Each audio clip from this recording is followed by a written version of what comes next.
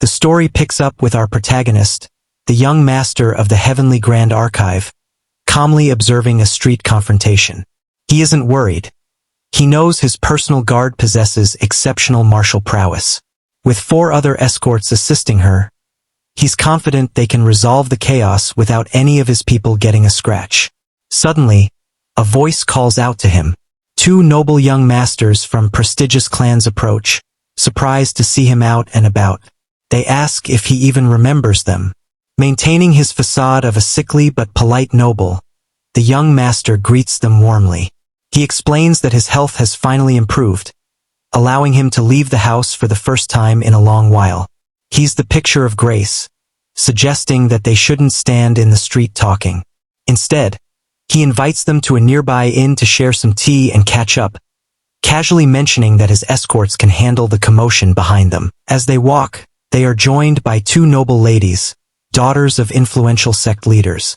The group is stunned by the young master's presence. Behind his back, the ladies whisper, recalling rumors that he was a dead man walking or a total shut-in. However, seeing him now, vibrant, polite, and handsome, they realize the rumors were dead wrong. They find his personality charming and decide to tag along to see what kind of man he truly is. While his guard is busy subduing thugs in the background, the young master sits with his new companions. They discuss the current state of the martial world, noting the discord following the death of the Murim Alliance leader. The young master plays along, observing that everyone is walking on eggshells because they can't believe such a powerful figure is truly gone. He speaks of the late leader with a strange sense of respect, calling him a man who could reach the heavens. He even jokingly mentions that the leader's only flaw was being a bit chubby, which he personally finds quite cool. This earns him a laugh from the others, who are impressed by his broad-mindedness and insight into world affairs. As evening falls, the young master bids them farewell, promising to meet again if fate allows. The observers left behind are convinced. The unparalleled genius of the archive is back, and the martial world is about to hear a lot more about him, perhaps even at the upcoming Heavenly Dragon Summit. But as the young master returns to his family estate, the atmosphere shifts from elegant to putrid. A foul, gut-wrenching stench hangs over the grounds. He meets his grandfather, the patriarch, who is visibly disturbed. Something has been unearthed from the ground during the renovations. A servant reports that the stench has been reduced slightly, but the source is something truly vile.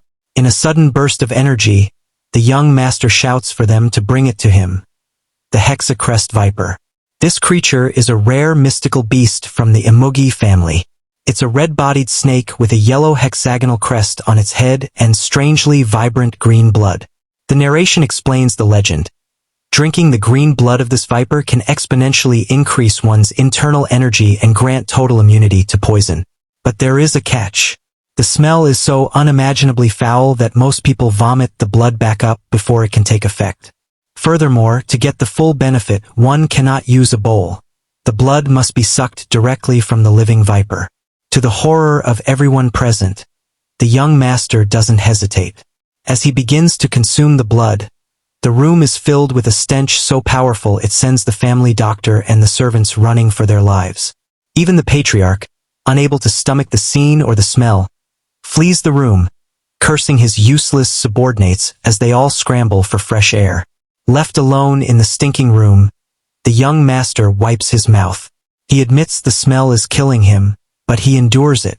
He knows this is his ticket to regaining his peak power within 5 years. He reveals his grand plan. The viper is just the first of the 3 evils, the 3 foulest substances in existence. If he can find the mystical vile herb and the poison yang beetle to go with this, his power will rival that of the 5 great mystical creatures. He calls his lead attendant back into the room. The poor man is trembling, covering his nose. The young master hands him the remains of the snake, but not to throw it away. He gives very specific ancient instructions. The skin must be dried for 4 days in the sun and 7 days in the shade. Once processed, it becomes a miraculous remedy for lethargy and energy loss. Finally, the young master orders 5 days' worth of grain balls. He tells his guards that he is entering total seclusion to maximize the Viper's effects. For the next 5 days, he will eat nothing else and see no one. His last task for his guard is to tell the patriarch to track down the other 2 evils. As his attendants flee the room one last time to escape the lingering odor, the young master watches them go with a smirk, jokingly calling them heartless for leaving him alone in his smelly victory. The path to the top of the martial world is a foul one, but he is more than willing to walk it. 5 grueling, agonizing days have passed since our protagonist choked down the foul-smelling, green blood of the legendary Hexa-Crest Viper. We open on the young heir as he exhales a deep, centering breath, dramatically announcing that he has finally broken through to become a 2-star martial artist. The physical upgrades are immediate and undeniable. He notes that his eyesight has leveled up entirely, and his sense of hearing has become razor-sharp. However, this newly upgraded hearing instantly brings him a headache. Right next to him, his 2 loyal guards are loudly and happily munching away on bland grain balls. The young master glares at them, utterly baffled. He scolds them, asking why on earth they are starving themselves with grain balls when he was the one who had to endure eating the disgusting viper. He sighs, telling them to just endure it a little longer since today is finally the 5th and last day of his seclusion. Despite his outward complaints, the young master watches the 2 guards eat with a begrudging fondness. He internally muses that the 2 brothers he acquired in his late years really aren't that bad. In fact, the more time he spends with them, the cuter and more delightfully nonsensical their antics become. Looking down at his own body, he realizes his clothes are completely ruined, stained dark by a thick layer of impure waste. This is actually a massive victory. The remaining toxic impurities in his system have been entirely purged because his mind, spirit, and body have finally synchronized into one. He touches his face, noting that he is actually starting to get used to the reflection of this new body. Still, the supreme martial artist inside him is a perfectionist. He critically examines his thin hands, determining that he desperately needs to pack on some fat and muscle if his signature palm strikes are going to look good and hit with actual force. Eager to test out his refined 2-star capabilities, he briefly considers finding someone to use as a sparring dummy. However, he quickly scraps that idea, realizing that picking a fight right now would just make the situation unnecessarily messy. Instead of fighting, he decides to test his internal control by using a body adjustment technique. Starting with his right arm, a series of sickening cracks and pops echo through the room as he manually shifts and realigns his own bones. He reflects on the traditional use of this technique, which is typically utilized by thieves to squeeze into incredibly narrow spaces. The young master finds this completely ridiculous. If a space is too small, a true martial artist should just smash the walls to widen it. To him, adjusting one's bones is far more useful as a deceptive tactic in hand-to-hand combat. The only problem is his current 2-star body executes the maneuver far too slowly. This sluggishness triggers a hilarious memory from his past life as the supreme martial leader. He recalls an eccentric monk from a secret Buddhist order showing off a so-called God's technique. In the flashback, the monk excitedly demonstrates how he can turn his physical body into air in an instant to escape any trap. The monk proudly claims it is leagues above simple bone adjustment. The young master's past self simply stared blankly at the monk and asked, "Why must you get stuck in a place to begin with? Can't you just kill everyone before you get stuck?" Snapping back to the present, he still shakes his head, utterly unable to comprehend why anyone would learn such a useless defensive art. His training is suddenly interrupted by a polite knock. His loyal shadow attendant enters bearing a fresh set of clothes, noticing that the young master's body seems much lighter after his training. The attendant nervously mentions that he needs to leave immediately to attend a mandatory assembly for the estate's escort squad. The young master waves him off, telling him not to bother reporting such trivial matters and to hurry along so he isn't late. The fiercely loyal attendant insists he is the master's shadow and must report everything, but eventually sprints out the door. The narrative then sweeps over to the tense, serious atmosphere of the escort assembly. The captain of the guard stands before his men, delivering an impassioned speech.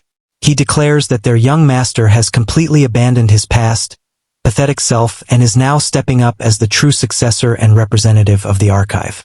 Because the master will now interact with highly reputable outsiders, the squad's duty is no longer just physical protection. They must ensure his grand reputation is never sullied. The captain then drops a massive piece of intelligence on his troops. The thugs they recently fought outside were actually members of the Guanghui sect. Word on the street is that this hostile sect is currently mobilizing to attack the archive and repay the humiliation they suffered. The captain rallies his men, shouting that they must protect everyone in the estate, as that is their ultimate reason for existence. Right at the peak of his heroic speech, a messenger approaches the captain with baffling news. The young master is actively looking for him. The captain is visibly confused, noting that the young master has never directly summoned him before. Thinking it must be a dire emergency, the captain excuses himself from the assembly and hurries through the corridors, hoping nothing serious has happened. The captain arrives and knocks on the young master's door. Inside, the young master is highly suspicious. He remembers his attendant saying the assembly was currently happening, so why is the captain here? Scanning the original body's memories, he confirms he has absolutely no special relationship with this man. The captain enters the room, claiming he has a matter of utmost importance that cannot be delayed. When the young master asks what it is, a dark, sinister smirk spreads across the captain's face. The captain smoothly states that he would like to support the young master more actively. The heir is utterly bewildered, replying that he never asked for any help. Without warning, the captain drops his loyal facade. Reaching for his weapon, his eyes lock onto the young master with lethal intent. The episode ends on a massive cliffhanger as the traitorous captain draws his blade and asks one chilling question: "Don't you need to die?"